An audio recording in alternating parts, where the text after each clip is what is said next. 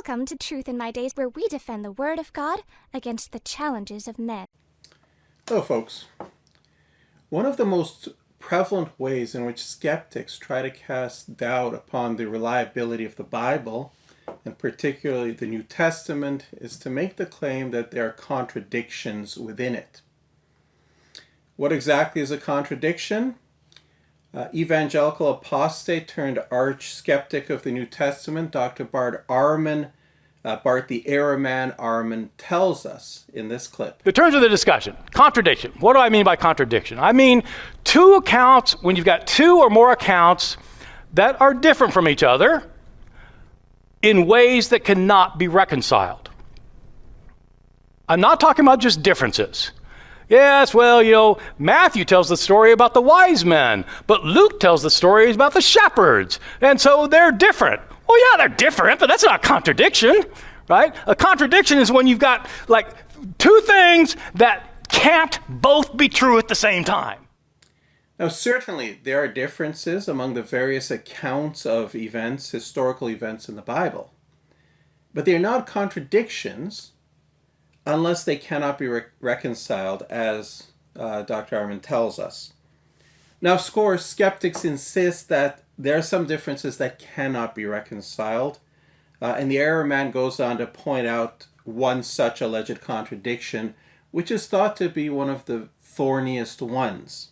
Here it is. In the Gospel of Mark and in the Gospel of Matthew, you have an account of this synagogue leader named Jairus, who comes up to Jesus in order to help him out in a personal situation. In Mark's account, Jairus comes up to Jesus and he says, "My daughter is very sick. Could you come heal her?" And Jesus tells him not to fear. And so he starts to go. But before he can get to Jairus' house, a woman comes up who's been bleeding for 12 years. She's had a hemorrhage, and she touches his cloak so she can be healed. And she's healed. And he feels the power go out, and he talks with her, and it delays him. And while he's dealing with this woman, somebody comes from Jairus' house and says, "It's too late. She died." And Jesus says, Don't fear. Jesus goes and he raises her from the dead. In Matthew's account, Jairus comes to Jesus and he says, "My daughter has died. Can you raise her from the dead?" The daughter is dead when Jairus comes. In Mark, the girl was not dead when Jairus came. Do Christian apologists have a viable explanation for this? It doesn't seem so. I looked through these three books that are widely used as apologetics reference books, ones that deal with difficulties in the Bible and contradictions, supposed contradictions, and I didn't find an answer in any of them. In fact, none of the books even mentioned this issue. They dodged them. I looked through a number of commentaries, reference Bibles, and again, I didn't find anything really addressing this issue at all. Just nada, zip, zilch, crickets. Well, what about evangelical scholars then? Do they have a better answer? On the contrary, they seem to blithely aver that, yeah, there's a contradiction here. Dr. Michael Licona, in his book, Why Are There Differences in the Gospels, points out a difference in these two accounts, and he claims then that, quote, Matthew compresses his account and narrates that Jairus' daughter was already dead when Jairus comes to Jesus, unquote. In other words, according to Licona, Matthew deliberately altered the account and created the contradiction that supposedly is there in the text. Dr. Craig Evans, in his commentary on Matthew in the New Cambridge Bible Commentary series, page 216, also indicates that Matthew made an alteration to the story here. Now, based on these things, it would seem at first and second glance that there is an insurmountable contradiction here, one that there is no way around. So are we stuck here? No, I don't think so.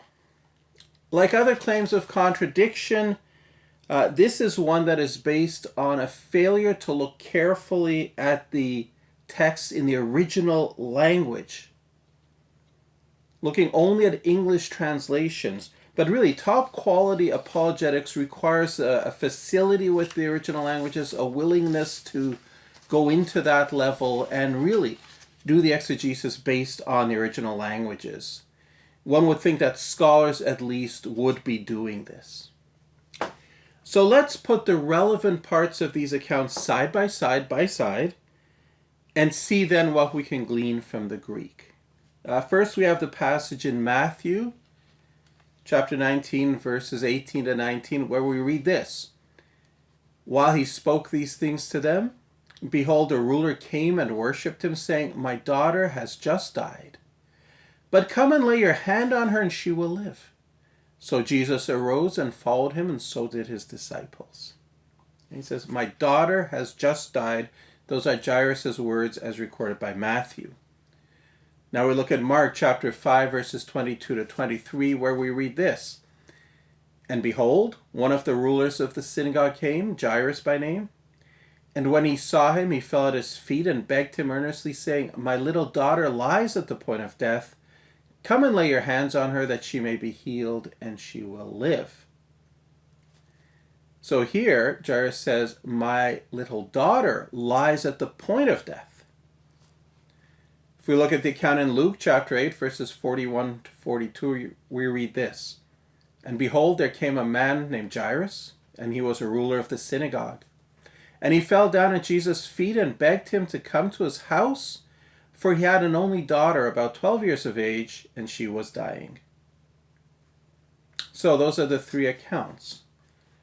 Now, according to Matthew, Jairus said, My daughter has just died. According to Mark, he said, My little daughter lies at the point of death. So she's not dead yet.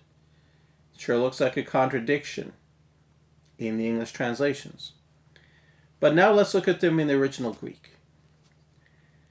Mark has him saying, My daughter lies at the point of death.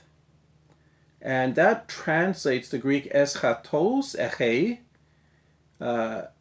which means, the eschatos means pertaining to being at the very end, finally.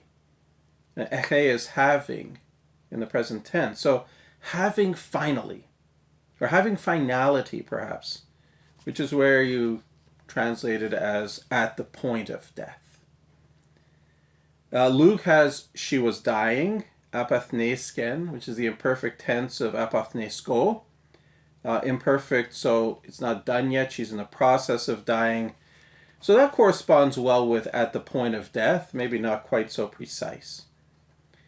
Now, while there are a few other ways of saying die in New Testament Greek, breathed his last, for example, apathnesko is the usual way you do say it. It's more than 100 times appearing in the New Testament. Matthew 9:18, where Jairus says, My daughter has just died. It translates arti etel eutesen. Arti means just now, and etel eutesen comes from telutau, which means reached an end, come to an end. It's in the aorist tense. Now, often the word bion, life, is read into this. So it becomes reached an end of life and is translated as death. So it indicates death. Reach the end of life. But that word is read into it. Just as it stands, it doesn't necessarily have to mean that the person is dead. And it's the same thing in English. Imagine you're looking at a man on his deathbed. He's sick. He's been sick for a long time. He's getting weaker and weaker. He doesn't eat. He doesn't drink. His heart is slowing down. His breathing is labored. And eventually we realize he is at the point of no return. He's not dead yet, but he will be dead any moment. There's no way to bring him back. And we say he's reached the end. Even though he hasn't actually died yet, we still say legitimately that he has reached the end. And that, I think, is the way we should look at Matthew 9:18. Because Eteliutesen, arti eteliutesen actually literally means just now reached the end.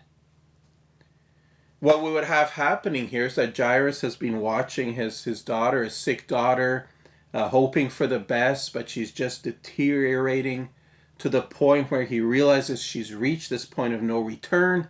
And then he rushes off to Jesus for help and tells him she has reached the end, which would mean the same thing as at the point of death. Now, he waited too long, and the daughter died before Jesus got there, but Jesus then raises her. So it seems to me that my daughter has just died in Matthew 9:18 should be translated literally as my daughter has reached the end, while the literal translation of Mark 5:23 is my little daughter is at the very end. My daughter has reached the end. My little daughter is at the very end. Where, folks, is the contradiction? Only in English translations, which may not be precise, but if you look at the original Greek text, there really is no contradiction, and that is what people need to go by. This most difficult or thorniest, or one of the thorniest supposed contradictions in the Bible, one that you can't get around, one that the error man points to say, oh, here's a genuine contradiction. As we've seen, it really isn't.